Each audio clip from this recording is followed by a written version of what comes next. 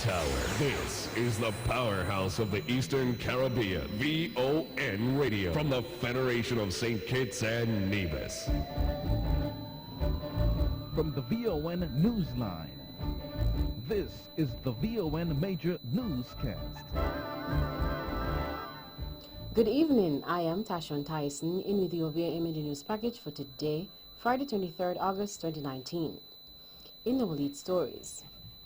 Nationally, University of West Indies ranked 32nd best university in the world, and around 75% of affected four-season resort workers received checks. Regionally, Trinidadian pastor charged with 8 counts of buggery. Internationally, Russia floating nuclear power station set sail across Arctic. And in sports, Christian Coleman under investigation for 3 alleged missed drug tests. We'll have the details of these and other stories after this message.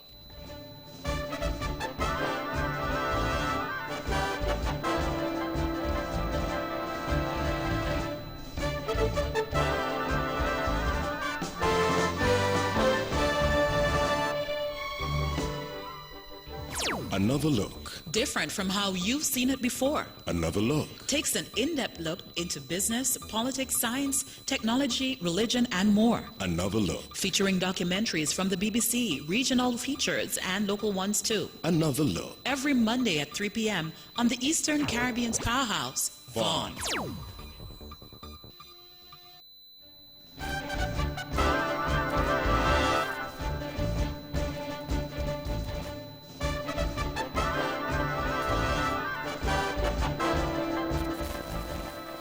Welcome back, and now the national news in detail. The University of West Indies, UWI, has risen in the ranks of universities around the world. A release from the university indicates that UWI is now ranked 32nd among the 150 best-ranked universities across Latin America and the Caribbean, compared to 37th last year. This comes as the UK-based ranking agency Times Higher Education, THE, released the Latin American University Rankings.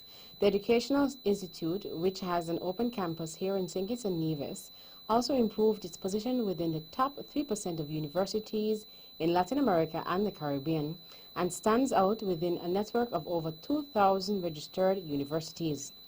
According to Vice-Chancellor Professor Sir Hilary Beckles, the strong showing comes on the eve of the 2020 World University Rankings, due for publication at the end of September 2019. He added that the performance reflects a considerably improved hemispheric recognition of all research impact in multiple disciplines, the development of strategic alliances with the Latin American universities, and the official recognition of our contribution to the development agenda of the sub-region. Meanwhile, Mrs. Gail Gray Phillip has been appointed as head of University of the West Indies UWI Open Campus here in St. Kitts and Nevis. Her appointment became effective as of Monday, 19th August 2019. The announcement was made by the principal of the University of the West Indies UWI Open Campus, Dr. Luz Longsworth. Mrs. Gail Gray Phillip holds a Bachelor of Science degree from the University of the West Indies, Mona Campus, and a Master of Research, Educational and Social Research degree from the University of London, School of Education. She also holds certification in monitoring and analyzing the impact of illicit drugs in the Americas, amongst other educational achievements. She is taking up the post as the university received its new ranking of 32nd among the world's top 150 universities, 5 above its previous ranking. Prior to joining the staff of the University of the West Indies Open Campus, Mrs. Gray Phillip held the post of Senior Director of the St. Kitts and Nevis Central Statistics Office. Approximately 75% of the affected Four Seasons Resort Nevis workers received checks on Wednesday, August 21st at the St. Paul's Anglican Church Hall here in Nevis. On June 1st, 2019, the resort temporarily closed its doors for a 4-month period to accommodate construction work. The Four Seasons Resort will reopen in October 2019. This resulted in the affected workers receiving 25% of their salaries. Permanent Secretary in the Ministry of Finance here in Nevis is Mr. Colin Dorr. Early in the week, the Premier did make an announcement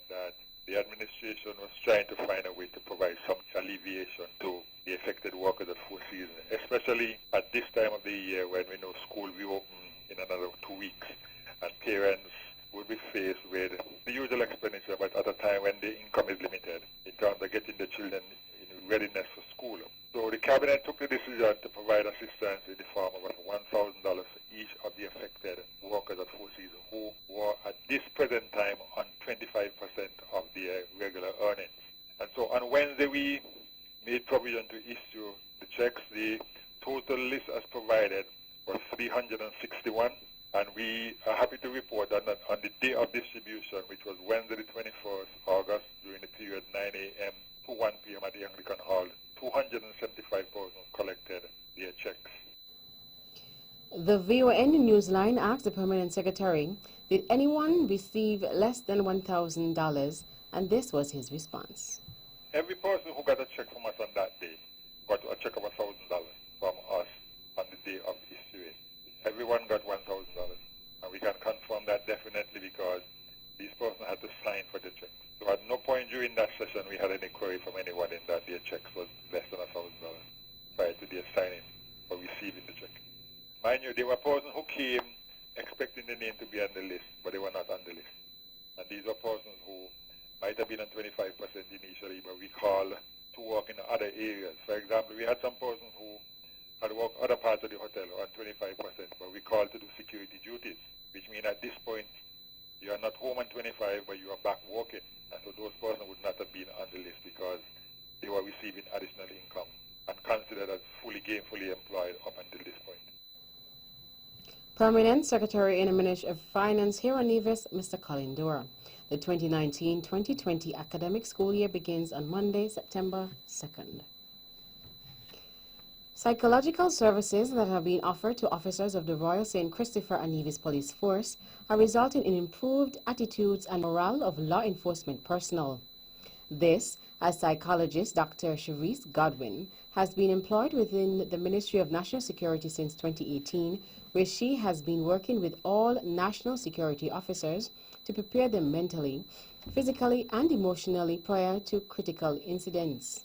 She brings to post more than 10 years of experience in the field of psychology and has done consulting work for the Ministry of Gender Affairs, assisting in the development and evaluation of programs geared towards gender sensitization and ending violence against women. Recently, Prime Minister, Minister of National Security, Dr. Honorable Timothy Harris, said that the appointment of Dr. Godwin forms part of the government's overall objective of creating a more conducive working environment for law enforcement officers. Last Tuesday, August 13th, Dr. Godwin said the results of her work with the men and women of the police force can already be felt throughout the force. In addition, she noted that officers also have the option of reaching out to her via social media as another means to ensure that these officers are getting the services that they need in order to move forward in a positive direction. Based on a release from the Ministry of Foreign Affairs, citizens who anticipate to travel to Canada are asked to complete and submit their visa applications to the Canadian High Commission no later than Saturday, August 24th. Submitting visa applications by the deadline will provide the opportunity for citizens to have their biometric processing done right here in St. Kitts and Nevis instead of having to travel abroad. Nationals and residents are reminded that biometric processing will only be available to those who have already applied either online or by mail for a visa, work or study permit, or for permanent residence. Once applications have been completed and submitted, applicants will receive a biometric invitation letter informing them of the time and location of their appointment. The Canadian team is expected to be in the Federation from August 30th to the 31st to conduct the biometric exercise at the Marriott Hotel in St. Kitts. The online portal for visa application is www.vfsglobal.ca, Canada, Barbados. As students across St. Kitts and Nevis gear up to begin the new academic school year, a number of the students will be receiving scholarships. This, as the St. Kitts Nevis Anguilla Trading and Development Company, TDC, is set to hold the 2019 Warren C. Tyson Memorial Scholarships Presentation Ceremony. The event will be held on Friday, 30th August at the TDC Training Room on 4th Street in Bastille, beginning at 10 a.m. According to the company's website, the program is designed to assist and support the students entering the secondary schools across St. Kitts and Nevis, and noted that students are eligible to receive financial assistance throughout their secondary and tertiary school tenures. They are also afforded the opportunity to work at TDC during their vacations as well as on Saturdays, which helped them to develop socially and professionally. The TDC Warren Tyson Memorial Scholarship Program, which was named after the first chairman, Mr. Warren C. Tyson, was started in 1981. Since its inception, approximately 150 students have gone through the program. The Solid Waste Management Corporation, SWMC, in St. Kitts is appealing to householders to sort their waste before disposing of it in garbage receptacles. Garbage should be grouped and clearly labeled where necessary to help warn sanitation workers of hazards posed by medical waste, biodegradable waste, hazardous waste, inter alia. So says Senior Manager of Human Resource and Communications at the SWMC, Jamela Christopher. Additionally, the senior manager stated during Wednesday's edition of the St. Kitts and Nevis Government's Working for You program that to reduce the burden of lifting the drums or bins, Ms. Christopher recommended inserting small holes in the bottom of the receptacles. This will prevent the buildup of water or other types of liquid that will add it to the weight.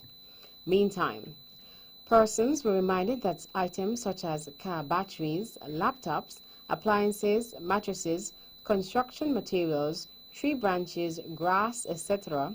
do not fall under the category of household waste and will not be collected by sanitation workers. Householders must make private arrangements to deliver them to the landfill at Connery in St. Kitts. And finally, over £1 million of metal in the form of derelict vehicles were shipped out of the Federation in 2018.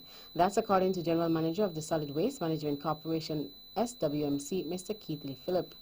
Derelict vehicles are motor vehicles that were originally designed or manufactured to transport persons and are scrapped, dismantled, disassembled, or in a condition otherwise harmful to the public health. The government of St. Kitts and Nevis, in conjunction with the SWMC, embarked on this initiative as part of its push towards sustainable development, the green economy, and creating an eco-friendly society. In explaining the process as what is to be done regarding, he explained on the Working for You program on Wednesday that all the derelict vehicles will bring them to the landfill. They are compacted and they are placed in 40-feet containers and they are shipped out. In providing an update on the initiative, he stated that the project is going extremely well. The location where the new Bastia High School is being built in Ponce Estate was one of the major areas where derelict vehicles had been cleared, Mr. Phillip noted. That's the national news segment. You can visit our website at www.vonradio.com or check us out on Facebook at Von Radio or our Von Radio YouTube channel for these and other stories. News from across the region is next.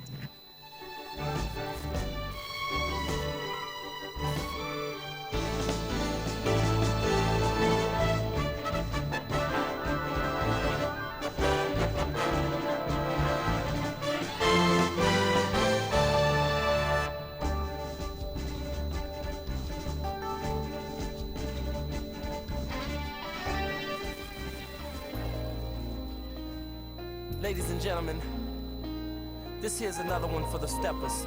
Swipe to win big in 2019.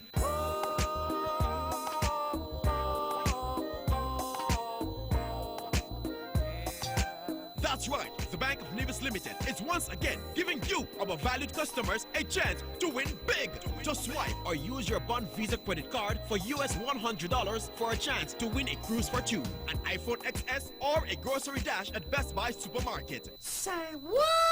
Sign up for a Bond Visa credit card and automatically be entered for a chance to win. This offer ends August 31st, 2019. So tell your friends and family, just swipe to win big with the Bank of Nevis. The Bank of Nevis Limited, improving the quality of life. Like us on Facebook or follow us on Instagram.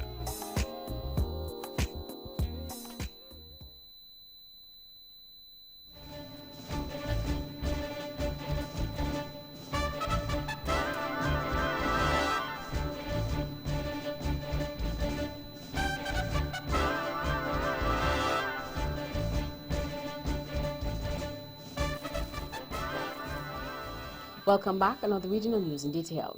Out of Trinidad. Pastor Christopher Pereira has been placed on $75,000 bail, charged with sex crimes against a man who worshipped at his church. Pereira reappeared before the Chaguanas court on Thursday, 22nd August, on 9 charges, which include 8 acts of buggery. The offenses allegedly occurred in Chaguanas between April and June of this year in a counseling room at the Help Foundation and Transition Center in Valencia.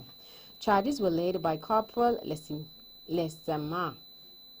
Bail was granted by Magistrate Wendy Dugdine Bailey with the conditions that Pereira has no contact or communication with the alleged, stay 100 meters away from him, report to the Chaguanas police station, and surrender his passport.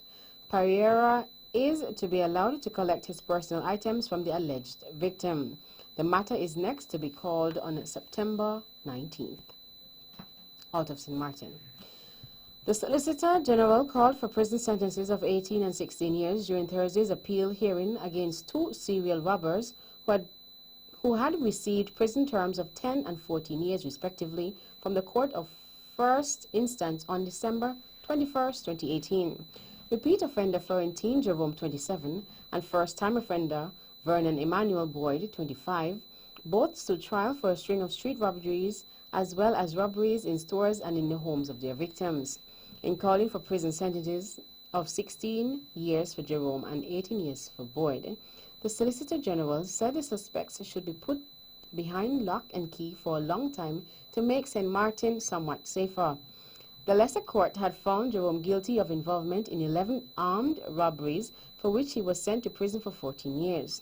He was also sentenced to repay the criminal proceeds obtained through these robberies, which was set by the court at 1,675 guilders plus $13,573 US.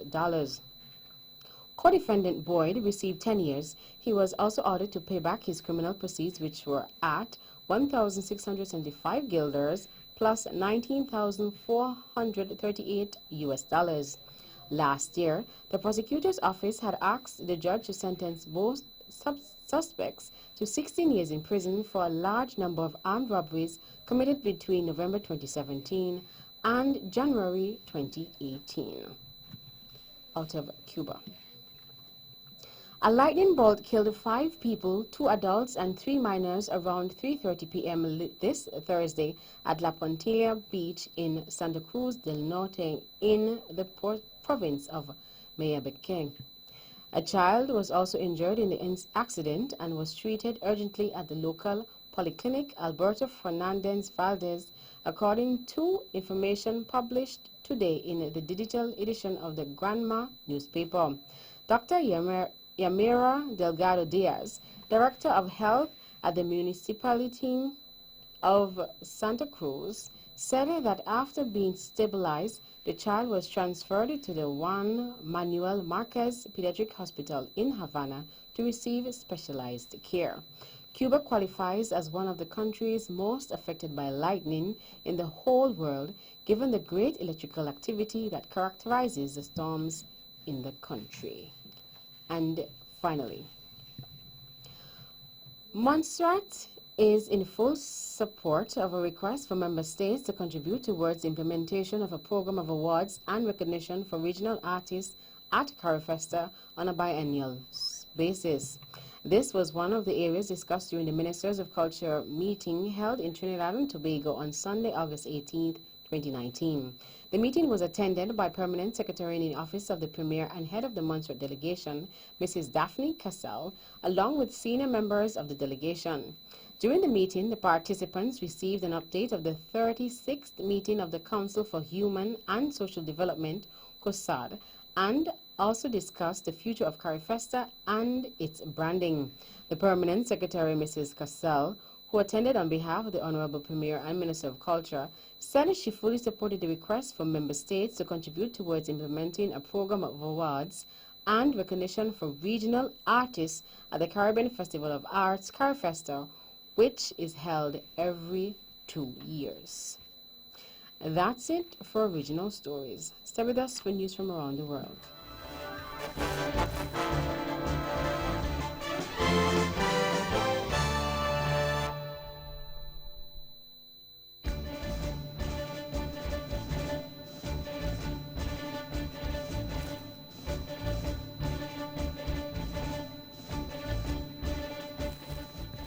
Welcome back, and now the international news in detail.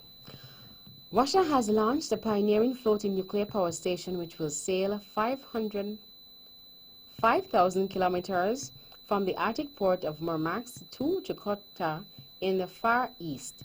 The nuclear agency Roseneragoatom said the academic Lomonosov's mobility will boost the power supply to remote areas.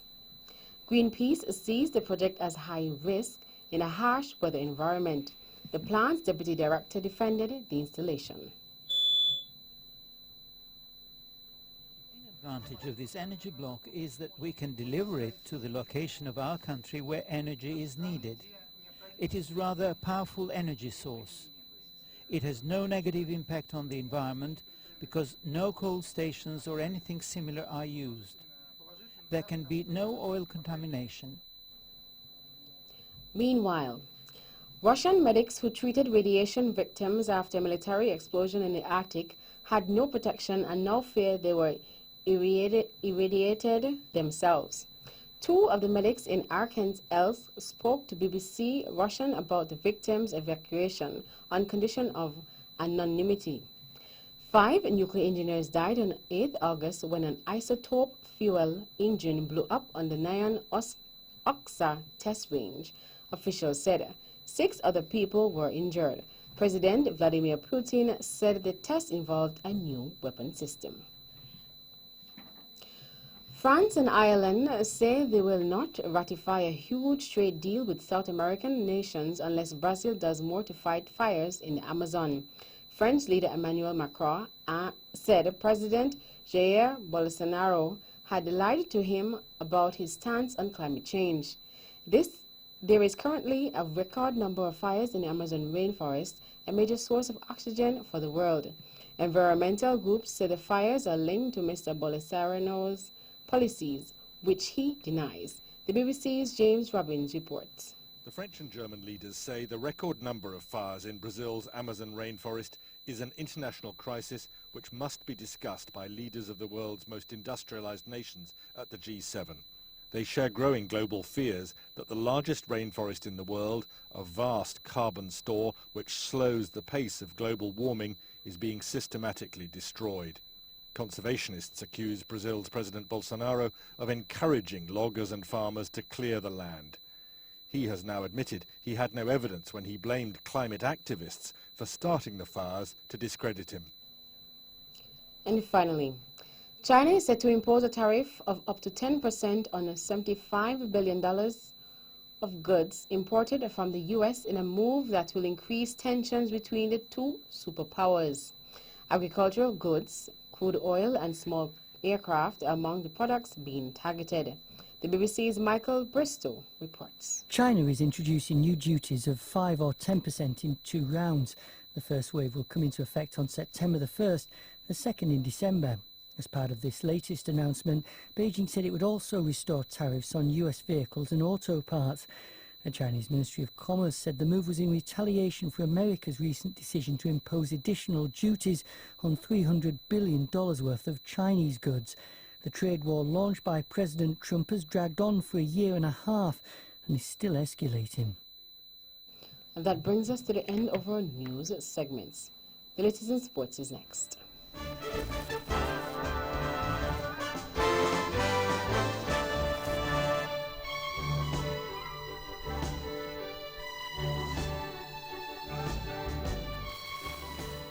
Get the hottest summer deal on your vehicle from TDC Automotive and pay no deposit. Finance your vehicle at the lowest interest rate ever with TDC Financial Services for as low as $775 per month. We're giving you 1 year free insurance with TDC Insurance Company on selected models. Free insurance? Now that's hot! Save even more with free servicing for up to 1 year. Free licensing, registration, accessories, and tinting. Save thousands and get lit with the hottest summer deal from TDC Automotive. We're #1 for a reason.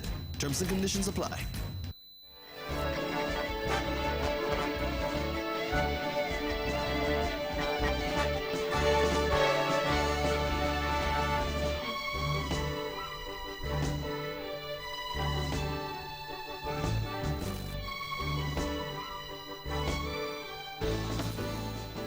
Welcome back. Another sports in detail. In athletics, American sprinter Christian Coleman is under investigation over concerns he may have missed 3 drug tests, BBC Sport has been told. If found guilty, he would face an automatic 1-year ban and would miss the World Championships in Qatar and the Olympic Games in Tokyo next year. He is alleged to have had 3 possible failures under the whereabouts system in the last year. Coleman is understood to be contesting at least one of those cases. Neither athletics governing body, the IAAF, the World Anti-Doping Agency, the U.S. Anti-Doping Agency, nor the Athletics Integrity Unit has commented on the situation, which was first reported in the Daily Mail. Coleman won the U.S. National Championships last month in a time of 9.99 seconds, having already set the fastest time of the year so far, 9.81 seconds, in a Diamond League meeting at Stanford, California in June. The 23-year-old won the silver medal at the 2017 World Championships in London behind fellow American Justin Gatlin and has a personal best of 9.79 seconds, making him the 7th fastest man in history. In cricket, England was bowled out for 67 on the second day of the 3rd test by Australia, who is on the verge of retaining the Ashes. A combination of relentless Australia bowling and awful home batting sent England to their lowest total against Australia since 1948. Pace bowler Josh Hazlewood took 5 for 30, while Joe Denley, with 12, was the only England batsman to reach double figures at Headingley. It left England 112 runs behind Australia's first innings total of 179 and needing the sort of comeback that they famously pulled off on the same ground in 1981 to have a hope of regaining the urn. Australia, the holders, need only a drawn series to retain the Ashes and would go 2-0 up with 2 matches to play if they go on to seal victory in Leeds. And finally, in the NBA. President Donald Trump presented 91-year-old basketball legend Bob Cousy with the Presidential Medal of Freedom on Thursday, praising the Boston Celtics star as one of the all-time greats in the history of sports. Cousy played for the Celtics from 1950 to 1963, winning 6 league championships and the 1957 MVP title. The Bob Cousy Award, given to the country's best point guard in men's college basketball, is named for him. He is a member of the Naismith Memorial Basketball Hall of Fame and played a pivotal role in founding the NBA Players Association. After hanging up his number 14 jersey, the 13-time NBA All-Star went on to coach basketball at Boston College. That's it for sports. The General Weather Report is next.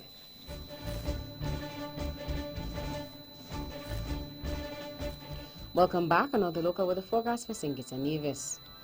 Weather tonight will be partly cloudy with a 50% or moderate chance of showers. Weather tomorrow will be partly cloudy to cloudy with a 70% or high chance of showers. Winds are east at 8 to 15 knots or 15 to 28 kilometers per hour. Seas are 1.5 meters or 5 feet. Sunrise tomorrow will be at 5:56 a.m. And that's a wrap up the media news package for today, Friday, 23rd August 2019. Before we go, let's take a look at the headlines once again. Nationally, University of the West Indies ranked the 32nd best university in the world, and around 75% of affected four-season resort workers received checks. Regionally, Trinidadian pastor charged with 8 counts of buggery.